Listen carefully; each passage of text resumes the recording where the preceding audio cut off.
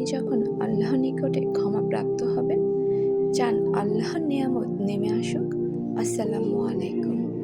আপনি যখন চাবেন আল্লাহর নিয়ামত নেমে আসুক, আপনি যখন আল্লাহর নিকটে ক্ষমা প্রাপ্ত হবেন, তখন আপনার অবাধ্যতার কারণে যেসব রিজিক থেকে বঞ্চিত হতেন সেগুলো আসতে থাকবে।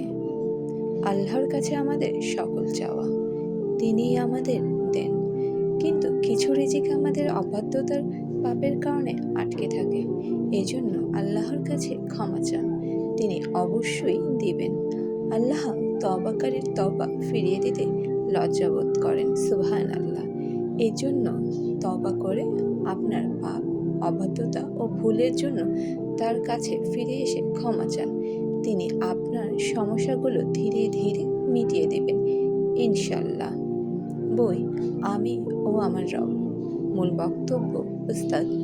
আল্লাহ হাফেজ। সবাই ভালো থাকবেন।